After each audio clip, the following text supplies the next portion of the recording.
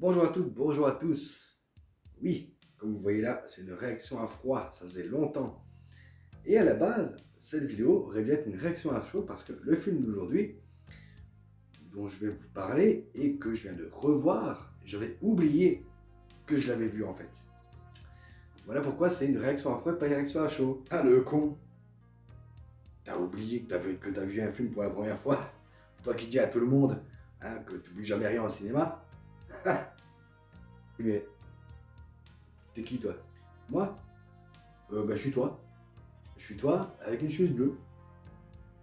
C'est tout. Ah, d'accord. T'es moi avec une chemise bleue. En fait, t'es le mec avec, t'es le mec avec une chemise bleue, quoi. Voilà.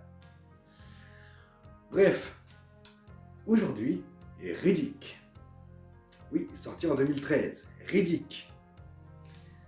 Vous me connaissez, au ton de ma voix, vous comprenez déjà que j'ai pas aimé du tout. Et ce deuxième visionnage m'a laissé un peu nerveux. Hop, hop, hop, hop, hop, hop. Je suis désolé, mais ça, c'est nul. Ça part totalement dans autre chose. On se fait chier, quoi. Je suis désolé. Attends, j'ai même pas encore commencé de parler. Et toi, tu me dis que Riddick, c'est mieux que les chroniques de Riddick. On va en parler. Donc, Riddick, sorti en 2013, toujours réalisé par David Towie, produit par Vin Diesel et toujours avec Vin Diesel. Sauf que cette fois, avec lui au casting, on va retrouver Matthew Nebel, Dave Bautista, Karl Urban et Cathy, je sais pas trop comment ça se prononce, Sakoff. Alors, réalisé pas avec 38 millions de dollars. Donc cette suite, en sachant que les chroniques de Riddick ont été réalisées avec 110 millions. Et, cette info, gardez-la bien en tête, Pitch Black, sorti en 2000, a été réalisé pour beaucoup moins, pour 25 millions de dollars. Imaginez ma frustration. Donc, suite aux événements des chroniques de Riddick, on retrouve Riddick, qui est le roi, commandeur, je sais pas, des commanders. Et par hasard, un jour, il y a une espèce de manif qui se fait, et on le laisse pour mort sur une planète déserte. Une planète déserte.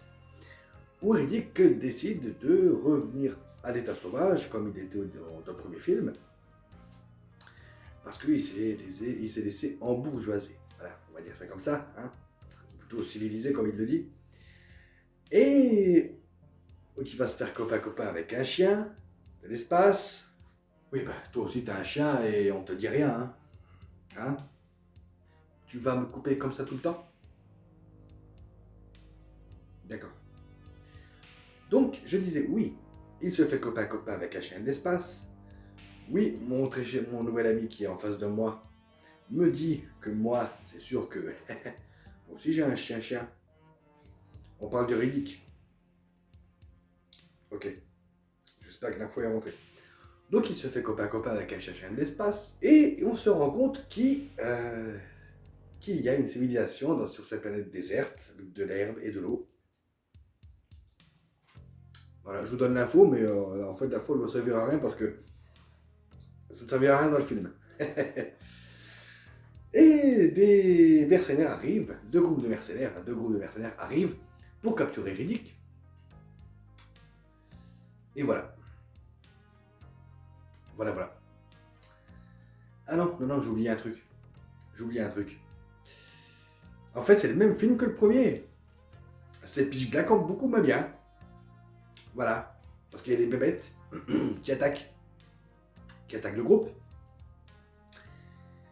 Et comme la fin de Pitch Black, et ben à la fin de ce film, il n'y en a que 3 qui survivent. Riddick, la nana et Jones. Ce nom vous dit rien? On va en parler. Alors, Riddick. Déjà, pourquoi Comment en est-on arrivé là? Parce que entre les chroniques de Riddick et Riddick, il s'est passé un peu de temps quand même. Il y a eu des choses qui se sont passées. Pourquoi, tout d'un coup? Parce que je vous rappelle qu'à la fin de Riddick, on l'honore. Il devient commandeur.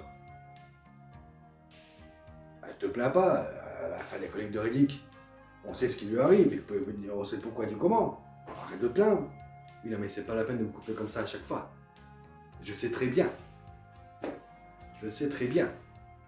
Mais là, sur ce cas-là, c'est autre chose, les enfants. Eh ben oui. Non, parce que on ne sait pas. Voilà, on n'a pas le pourquoi. On a le comment, mais on n'a pas le pourquoi. Le film fait 2 heures. 2 heures. Sans compter le générique. 2 heures.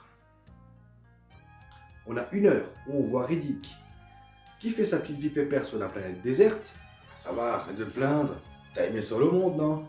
Oui, mais Seul au monde, c'était le but du film. Voilà. Maintenant, si je peux continuer, merci. Donc, Seul au monde, c'était le but du film.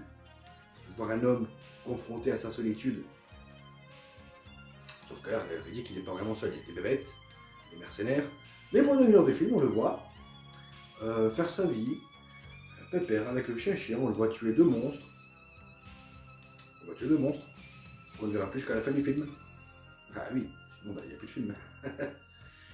Et puis, en fait, ce que tu es en train de dire, c'est que ce Riddick-là, que tu parles, c'est juste un remake du premier, quoi. Oui. Merci de m'avoir coupé dans mon élan. Oui, je suis c'est bien moi ce que je suis en train de dire. Je suis en train de dire que... Ouais. Riddick, ce 3e film, est ni plus ni moins que le premier film. Alors, vous allez... C'est ni plus ni moins que le premier film. Alors, oui, je sais. Dans des sagas, le retour aux sources, des fois c'est nécessaire parce qu'on se perd dans la saga. Là, on parle du 3e film. Il n'y en a que 3. 3 films. On a eu un film action, science-fiction, horreur. On a eu le 2e, space opéra. On voyageait, on voyait des choses. Je le dis encore. Les chroniques de Riddick, c'est nul. Tu me dis encore que les chroniques de Riddick, c'est nul, je t'attache au plafond. Et puis je te ferai bouffer un film nul aussi. Comme Prometheus. Donc, oui, on n'est qu'au 3e film. Revenir aux sources d'une saga, quand t'es à 5 films, ou un petit peu plus, je suis ok. Voilà. Mais là non. Là non, prenez Rocky. Rocky 5. Dans Rocky 5, qui est le film le plus décrié de la saga, que moi j'adore, dans Rocky 5, Rocky fait un retour aux sources. Mais c'est justifié dans le scénario. Là, il n'y a rien qui est justifié. Vous ne savez pas pourquoi, vous ne savez pas enfin, le comment on l'a, mais vous n'aurez toutes les questions que vous vous poserez pendant ce film, vous n'aurez aucune réponse. Parlons des mercenaires. Ah, les mercenaires. Ah, les mercenaires. Ils sont cons. Voilà, ils sont tous cons. Tous. Il n'y en a aucun qui prend une bonne décision. Aucun. Mais quand je dis aucun, c'est aucun. Même le chef, Jones,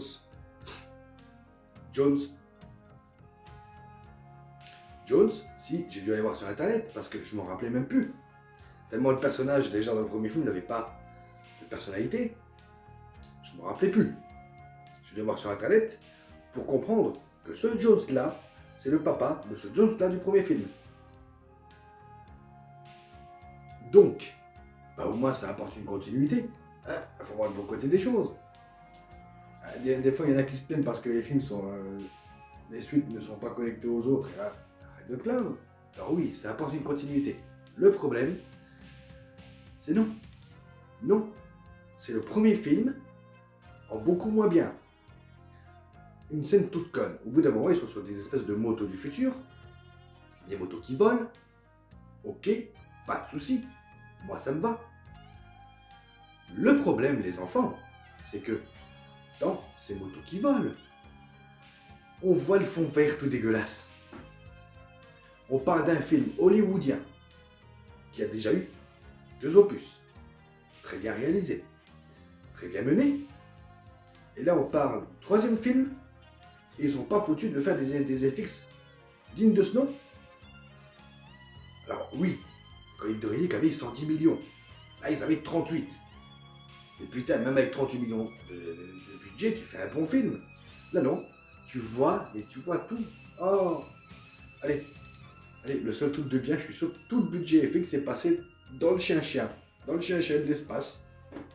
Je suis sûr. Bon, après, bon, ben, on peut pas avoir ce qu'on veut non plus, hein. Je suis désolé, mais c'est comme ça. Bon, écoutez, avec cette suite que je ne vous conseille pas du tout, parce que c'est vraiment le premier film. En fait, je me demande si, parce que le premier, je ne l'ai pas vu depuis quelques temps, et je me demande si dans celui-là, il n'y a pas les mêmes plans que dans. En fait, il y a une scène au bout d'un moment où les bestioles attaquent en fin de film. Parce que oui, hein, il y a des bestioles qui attaquent, comme dans le premier film. En fait, vous regardez Riddick, c'est pitch black, hein, mais en moins bien. Et la caméra est en hauteur, et je suis en train de me demander s'il n'y a pas un plan exact dans pitch black. Bien sûr, les Coliques de Riddick ayant divisé les gens à l'époque, ce qui veut dire qu'on partait d'un film à petit budget, un film d'horreur, science-fiction, et on en fait un space opéra dans le deuxième, et forcément, ça allait diviser. C'était pas la peine de faire machine arrière avec le 3e.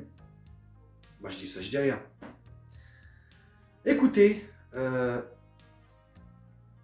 moi je vous dis à très bientôt. Si vous avez aimé, likez, partagez, abonnez-vous, faites ce que vous voulez. Moi je crois que je vais aller me refaire un bon film, parce que là j'en peux plus, je suis fatigué. Ce film m'a épuisé. Ah si, un dernier truc, le générique de fin. Il n'y a pas de son. Je vous jure, il n'y a pas de son. Dans ce générique de fin, il n'y a aucune musique, aucun son, rien. Peut-être qu'il n'y avait plus de budget. Je sais pas. Je sais pas. Et en même temps, quand on voit la musique du film, c'est pareil. Bon, j'espère que toi, j'aurais pu la revoir. Désolé pour toi, mon gars, mais tu m'as inventé. Maintenant que je suis là, j'y reste. Donc, je reviendrai. Putain.